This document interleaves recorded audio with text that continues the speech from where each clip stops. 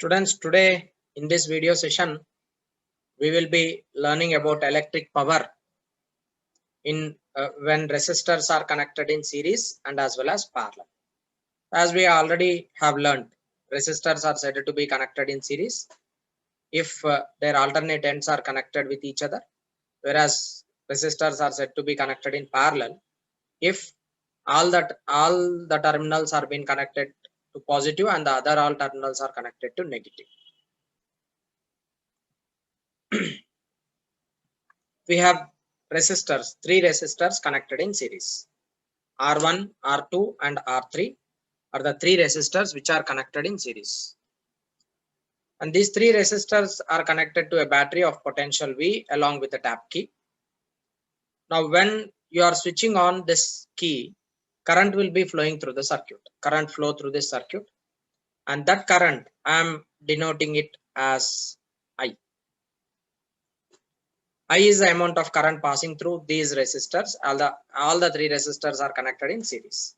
So same current flow through this resistance R1, that is current I. Same current flow through this resistor also.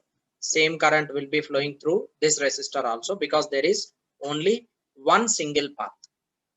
Current division does not take place in series combination. I is equal to constant,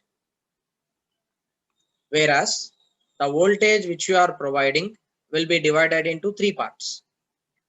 Some part of the voltage is dropped across this resistor R1. Some part is dropped across the second resistor. Some part is dropped across the third resistor. So three resistors we have. Along these three resistors there will be some voltage drop. Now I can write voltage supplied is equal to voltage drop. Voltage supplied is equal to voltage dropped. So therefore you can write it as Vs is equal to V1 plus V2 plus V3. When resistors are connected in series, if you are dealing with electric power, we know power P is equal to V into I, where V is voltage and I is current in the circuit. Now V can be written as IR. Therefore, power P can be written as I R net into I. This gives you P is equal to I square into R equivalent. Therefore, the power consumed in this circuit is directly proportional to square of current in the circuit. Power consumed is directly proportional to square of current, because current in the circuit will be remained same in this series combination, whereas voltage get divided. Now coming to the other one, where we have resistors which are connected in parallel. When resistors are connected in parallel, you have voltage V, in which there is some current I pass over, and when current comes to this node, let me take it as A and let me take it as B. These are the nodes. From A to B, for current there are three different paths. This is one path, this is other path, and this is the third path. So when current comes to this node A, it can be divided into three parts because there are three different paths for the circuit. As a result, current get divided into three parts. I1 current goes through resistor R1, I2 current goes through resistor R2, and I3 current come through resistor R3. Therefore, you can write simply I is equal to I1 plus I2 plus I3. And voltage for all the resistors will be remained same. So voltage is equal to constant across all the resistors. Current get divided, voltage will be remained same through these all resistors. As we know, power P is equal to VI. I is divided, so I can write it as I is equal to V divided by R equivalent, because there are three resistors here. You will be just substituting equivalent resistance in this case. Then P can be written as V into V divided by R equivalent. Therefore, power P can be written as V square divided by R equivalent. So here you can write P is directly proportional to V square. So in parallel combination, you will be always using formula P is equal to V square by R. In series combination, we will be using P is equal to I square R. So that is how you can calculate power in electrical circuits when the resistors are connected in series and as well as parallel. Yeah, students, let us learn what is meant by overloading of an electrical circuit. Now say this is your home, and in your home there is a TV, a refrigerator, a bulb, a fan, and sometimes you will be using a heater, and sometimes you will be using a mixer. Like there will be one more component here, and it may be a mixer or it may be a grinder. Like that, there will be many components which are connected in your home, right? So you are providing a voltage of 240 volt you are providing for these all components, which is live voltage. This 240 voltage is called live voltage or supplied voltage. This voltage you are supplying corresponding to the supplied voltage based on the electrical resistance of all these components. It is like we are considering like 20 ampere of current can be able to pass through the circuit. So 20 ampere of current based on resistor of TV, resistor of refrigerator, bulb, fan, and based on their resistors, there will be some voltage, there will be some current flowing through these components. Now let me make it clear. Let us consider there are only three components in your home: a refrigerator, a TV, and a bulb. A refrigerator have a resistance of 120 ohm, and a TV have a resistance of 200 ohm. Bulb have a resistance of 180 ohm. I am imagining these are not exact values. I am just considering. I am imagining that 120, 200, and 180 is the resistance of all the three components which are connected in your home. 240 voltage is the voltage supplied to these three components. Like for bulb, how much will be the voltage? Definitely in between these two, voltage is here, it will be 240 volt, and here it is 0 because it is connected to negative terminal of the battery, that will be 0. As this end is connected to positive terminal of the battery, so therefore here it is plus 240 volt. And current will be passing through the circuit, and this current get divided into three parts: I1, I2, and I3.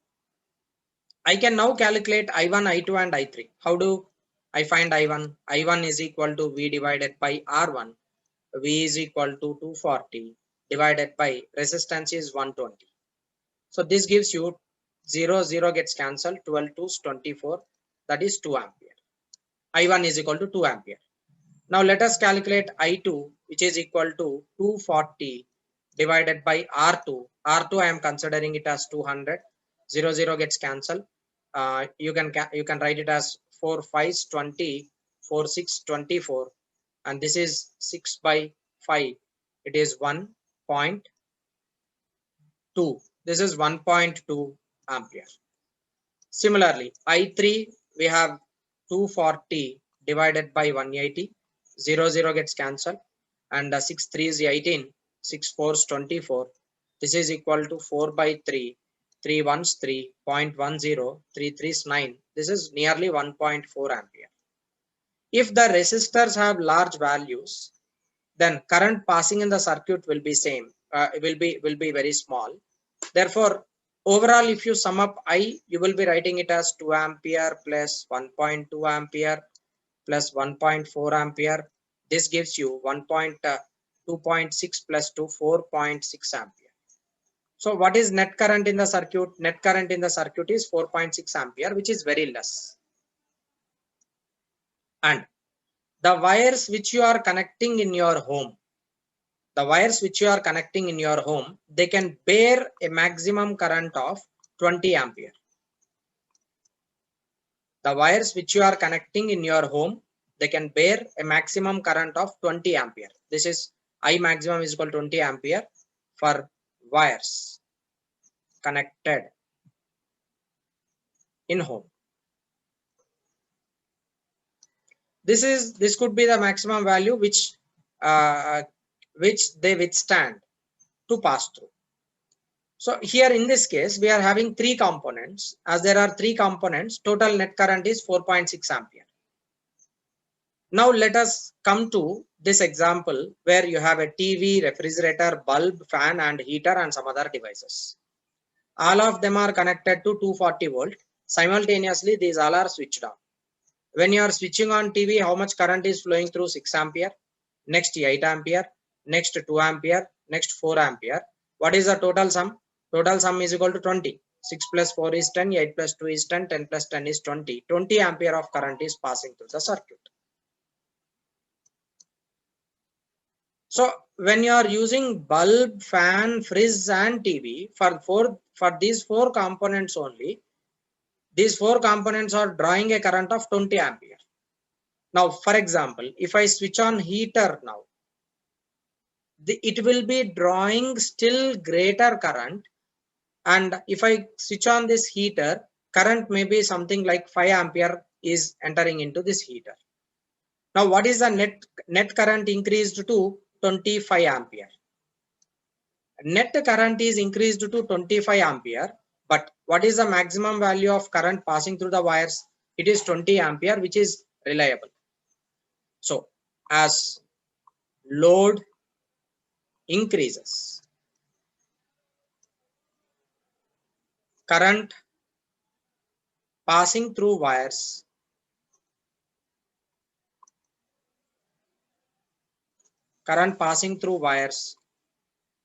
increases, that is I may be greater than 20 ampere. I will be greater than 20 ampere. As we know, power is directly proportional to I square. As I is increased, power will be increased. As power is increased, more heat is developed.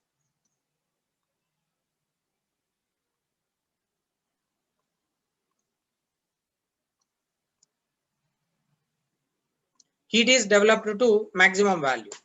As heat is developed to maximum value, because of that heat energy, wires melt. Which wires melt? Connecting wires.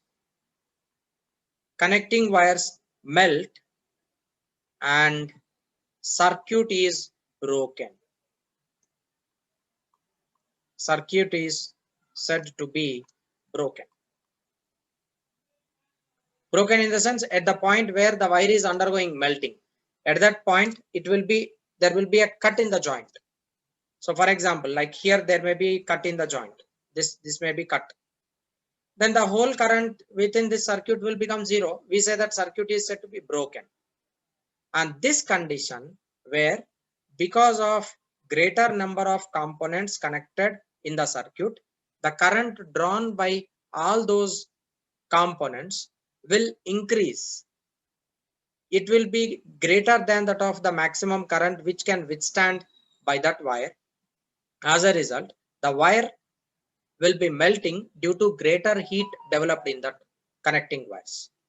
And this condition is said to be overloading, and overloading damages the electrical appliances. So because of overloading, more amount of current will be flowing through TV, refrigerator, bulb, fan, because like all are connected over here. There will be more amount of current than that of the required will be passing through all these components. As a result, TV will burn, refrigerator will burn, bulb will burn, fan will burn. All the consumers are said to be damaged because of such overloading. See, definitely, as we know, in our home there will be many components which we will be using, but all the components may not be used simultaneously. If at all, if there comes a situation where you are using all the components, you are using a TV, You are using TV, refrigerator, bulb, fan, and there comes a situation where you should use heater also. There comes a situation where you should use heater also. In such case, all the components are simultaneously utilized. So when you are switching on the heater, what would happen? Immediately, current passing in the circuit will be increased. It will be exceeding 20 ampere. As it exceeds 20 ampere, the bulb, these all components may get damaged. We say that it is overloading condition. If it is overloading condition in the circuit, the components which you are using may get damaged. To avoid overloading and damage of electrical appliances, we use a fuse. We use a fuse wire. Generally, we call it as fuse wire. We use a fuse. What is the advantage of fuse? Remember that fuse has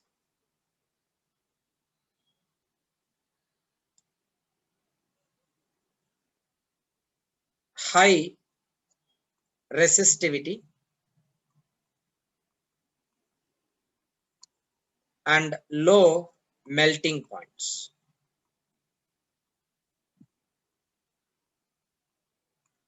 Fuse wire has high resistivity and low melting points.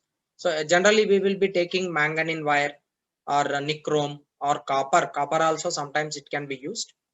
So like fuse wire has high resistivity and low melting points. So melting point will be very low. Low melting points we have. Generally we will be using manganese.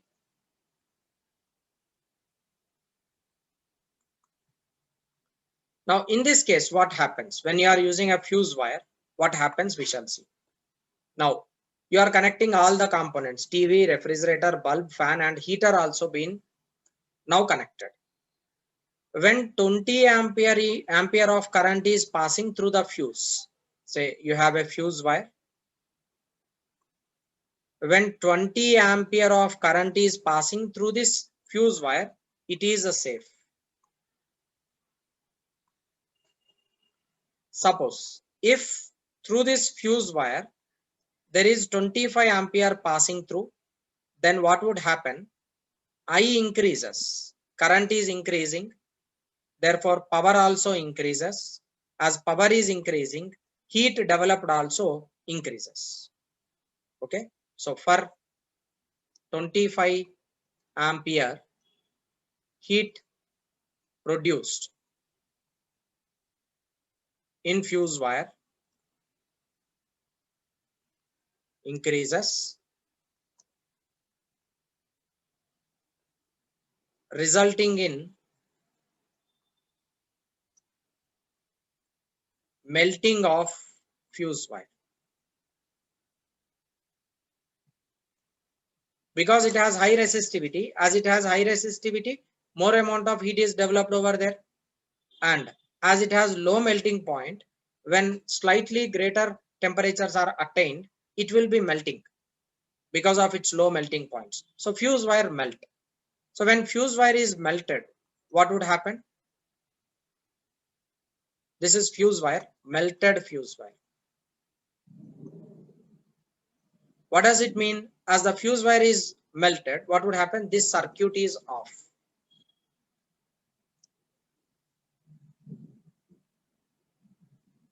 Circuit is off now. When the circuit is off, no current will be flowing through TV or fridge, bulb, fan. No current will be entering into TV, refrigerator. Therefore, fuse wire will burn, but all the components which are in your home, they are safe. Now what you will do? You will be understanding, like whenever the fuse wire is being melted, you will be understanding that there is some overloading. I need to decrease the components which are using in the circuit. So what I do, when I want to use a heater, I will switch off refrigerator and I will use heater. so that I can again connect the fuse wire. I'll switch off the refrigerator and I will on the heater. Therefore, total amount of current which is entering now will be less than 20. Our components will be safe. Therefore, fuse wire is used in like it is the damage of the electrical appliances in an electrical circuit due to overloading can be avoided by using a fuse wire.